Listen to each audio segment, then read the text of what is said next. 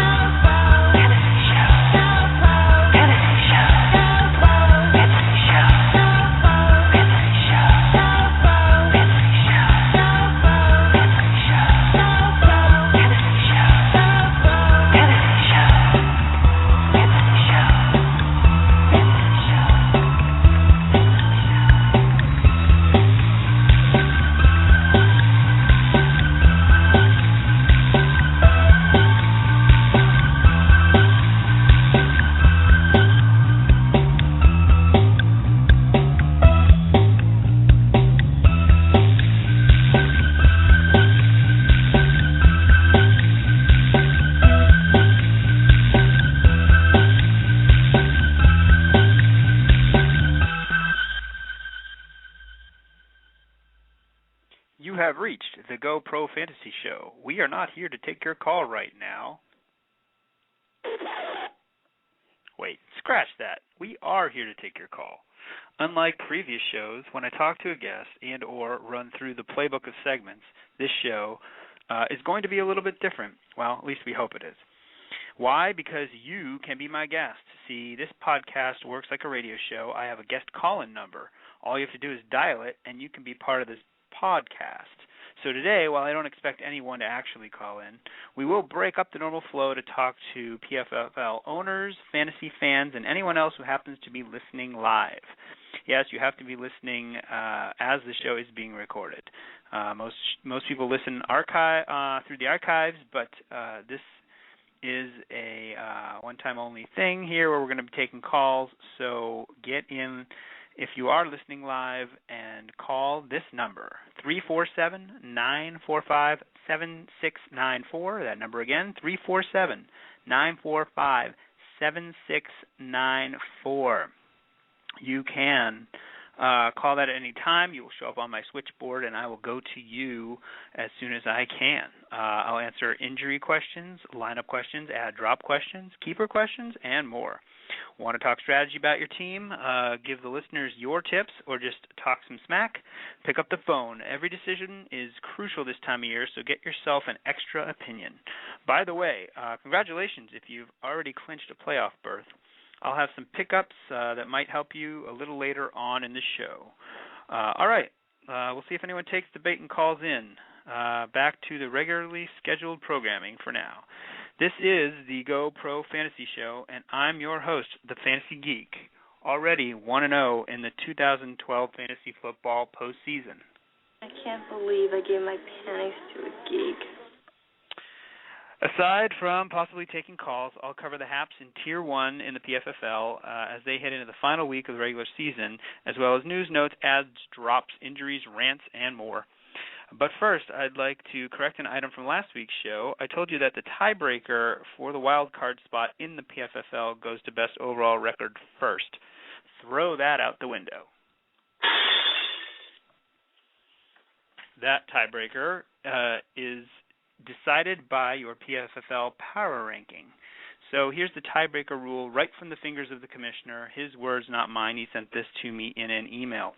Basically, division winners go by record with division winning percentage and then total points as the tiebreakers.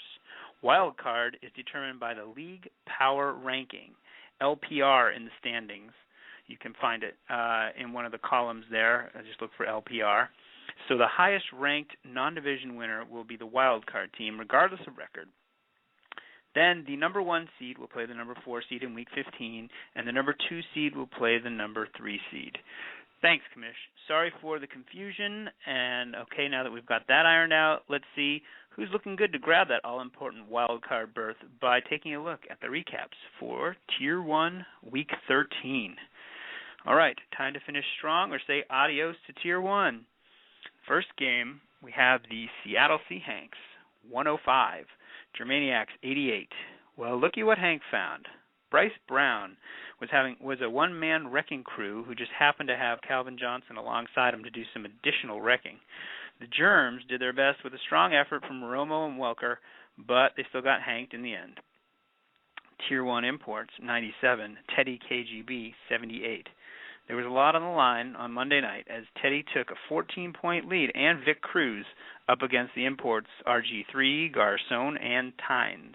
You don't need to be a math whiz to figure out that these three guys got it done for the Imports, who keep pace with the Octopi. The loss doesn't really mean much to Teddy, who has already won his division. Illegal Touching, 89. Insanity Escape, 66. IT had one of their better weeks thanks to Cam and Vic Ballard. The Insane Escape posse possessed no productive players outside of Stafford and LaShore. All right, Jurassic Pork, 88. Mr. Miyagi's Dojo, 74. The Pork took its too little too late domination into the dojo this week. All Day and Dez ripped Miyagi to shreds. Hey, Mr. Miyagi, the Patriots don't start Shane Vereen, and either should you.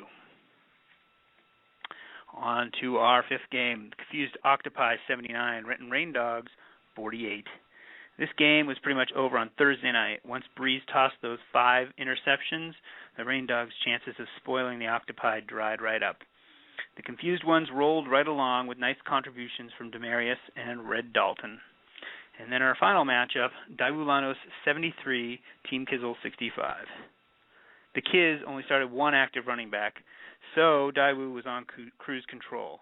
Getting Matt Forte back helped masked Matty Ice's Thursday night meltdown from a fantasy perspective. He just put up about 10 points and was not on his game. All right, those were the recaps. No callers yet, as I pretty much figure no one's going to call in because we don't get a lot of live listeners. Everybody's on archive, so this is probably not going to work. But hey, we're trying to fill the air with something new, try something different, see what happens, and if it's a failed experiment, then so be it. All right, on to the rankings. Tier 1, top 12 poll for Week 13. We'll cover the everyone's playoff situation again here where applicable. And let's start off with number 12, same as last week, in the basement, Team Kizzle, 4-9. No one to blame but yourself. Number 11 team is Mr. Miyagi's Dojo, 3-8-1. I feel your pain with Fitzgerald. Lindley over Skelton was a purely idiotic move by Coach Wisenhunt. Coming in at number 10, Insanity Escape, 4 wins, 8 losses, and a tie. Actually, Mr. Miyagi's Dojo is 3-9-1. Take that back. So 4-8-1 for Insanity Escape. Greg Zerline kicked 2 55-yarders, but he got jobbed by the PFFL anti-kicker rules that don't give bonus points for long kicks. All right, your number 9 team is the Renton Rain Dogs, 5-8. You know you're in trouble when your kicker leads your team in scoring. Never a good thing. Number 8, Illegal Touching, 5-8. Cam's coming on strong. Where was that in the heart of the season? Number 7, Germaniac, 6-7. Bad time for a 3-game losing streak. Pretty much put a fork in your playoff hopes. Number 6, Jurassic Pork, 5-8. Too bad you can't take this momentum into next season. Starting to come on strong, but it doesn't matter at this point. Number 5, Daewoo Lanos. The playoffs start a week early for you, Broseph. I'll explain why in a minute. Number 4, Seattle Seahanks, 8-5. It's winner take the final playoff spot between you and Daewoo Lanos this week. So it should be an exciting week 14 for that reason alone in Tier 1. Number 3, Teddy KGB, 9-4. Who do you want to see more, Daewoo or the Seahanks? Because you'll be getting the winner in round 1 of the playoffs. All right, drum roll.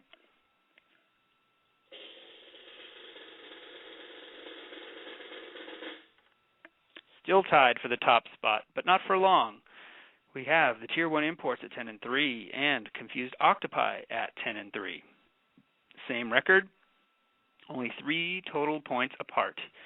I've never seen 2 teams more appropriately tied in the rankings. They've got mirror images of each other, same division, and it'll be nice to see what happens in the final week when they play each other. So we will have a clear number 1 team. But the irony is, it's really a meaningless game. That's right. Regardless of who wins, they are going to end up playing each other in round 1 of the playoffs. That's crazy. Inconceivable! Yet it is conceivable because one team will win the division, have the best record in the league, become the number 1 seed. The other team is going to end up being the number 4 seed as the wild card. So it will be 1 versus 4, and these teams will play each other regardless of the winner. All right, I tracked down my You Blew It sound clip this week, and I'm ready to use it. So let's check out the worst calls Tier 1 owners made this week. Team Kizzle. Clearly Sam has mailed it in. Mendenhall was a healthy scratch, while DeMarco Murray was finally healthy. Even Steven Jackson would have been a better play than Mendenhall. Team Kizzle. You blew it! And the Renton Rain Dogs. They went with a fluky Santana Moss, who got them a 0, while Sidney Rice would have landed you 15 points. Renton Rain Dogs. You blew it! Only 2 gaffes this week. So let's just move on to the all-work team.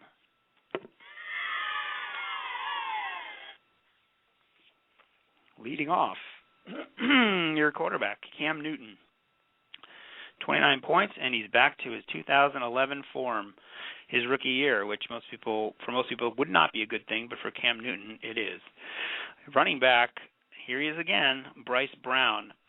Could he be this year's title-tilting player? There's always that one late pickup that skews fantasy teams and gives one person that edge that they very much needed. And a lot of times that one guy will propel a team to the finals and perhaps to the championship. Bryce Brown could just be that guy. He is on the Seattle Seahawks roster in Tier 1. Second running back, Adrian Peterson. I'm still kicking myself for owning this guy in 0 leagues. Everybody pretty much had a shot at him, especially in auction drafts, but even in regular drafts, he did not go until the second round, so everybody could have grabbed him at some point. Your first wide receiver is Calvin Johnson, 23 points. Remember that streak of games without a touchdown? Me neither. Second wide receiver, Demaryius Thomas. He looks like a man among boys out there. Your tight end is Brandon Myers, and somehow people are still starting Vernon Davis over this guy. Your kicker is Jason Hansen. I think he turned 63 in January. All right, now let's see who made fantasy owners puke their guts out in the All Jerks team. Well, the Jerk store called, and they're running out of you.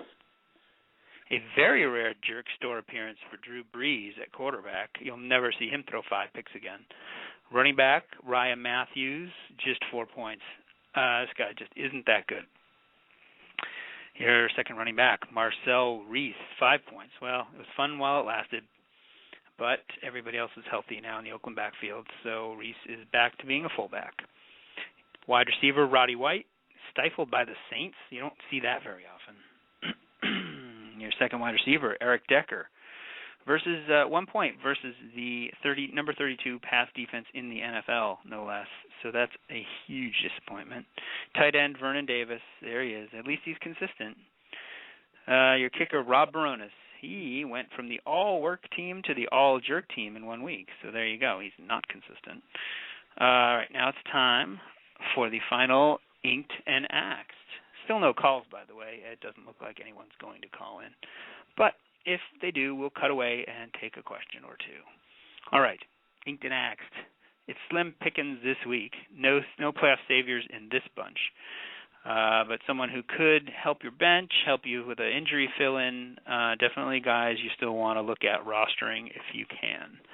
All right, quarterback, Russell Wilson, the volleyball. It's rarely pretty, but he's usually effective. Running back, what a Joik Bell. He's earning more touches because he's got a 5.7 yards per carry average, which is a lot higher than Mikael LaSure, even though he is the starting running back. Second running back, here's a bit of a stretch. It's Jordan the Bod Todman. He's a deep option. Hey, someone has to get the carries in Jacksonville. Your first wide receiver, Josh Flash Gordon. He's been on here before. He's worth a bench spot, but not all remaining secondaries on his schedule are going to be as kind as the Raiders were last week. Keep that in mind. Second wide receiver, Donnie, is a very good pickup this week.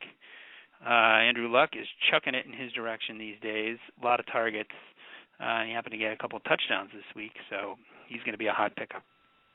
Your tight end, Martellus Something We Don't Know Bennett, is back on the list. One good Monday night game gets you back on the radar. All right, to make room for those guys, feel free to give these guys the axe. Michael Vick's Vapor Rub. Have fun holding a clipboard next season. David Wilson, looks like it's all about Ahmad in New York, so Wilson can be dropped. And finally, Rashad Mendenhall. What a waste of a season.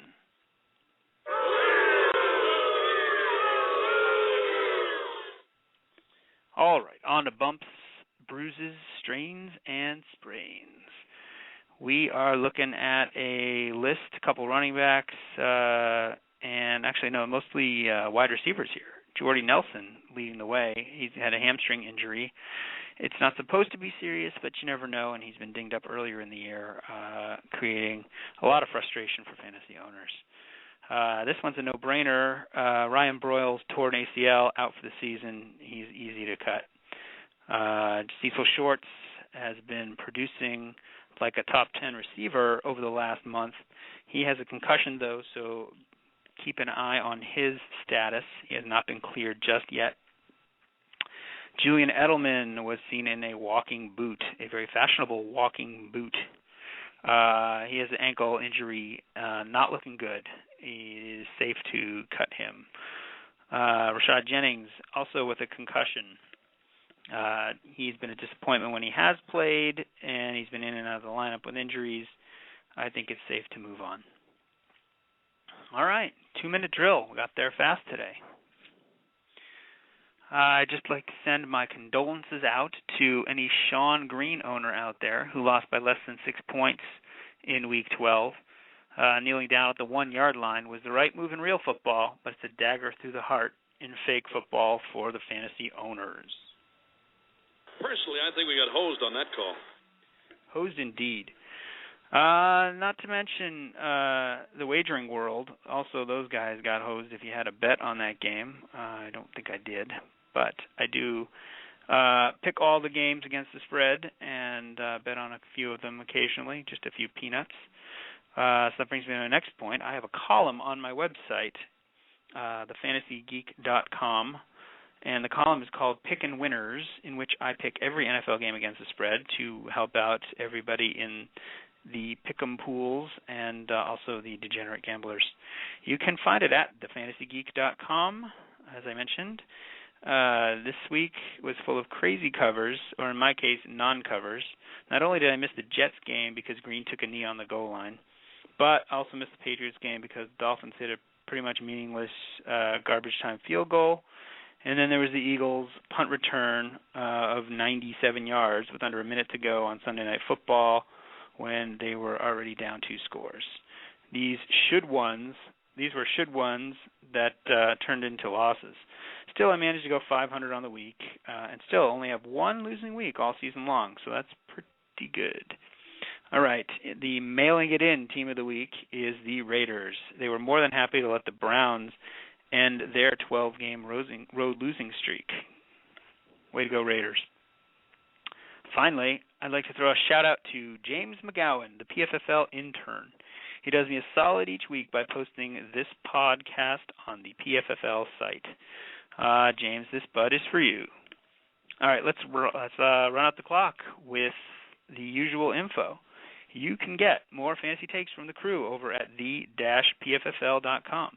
Follow us at Twitter at @the_PFFL and favorite the GoPro Fantasy Show on Blog Talk Radio. Next week, it'll be time to prep for the playoffs, round 1 or round 2, and break down the PFFL postseason matchups.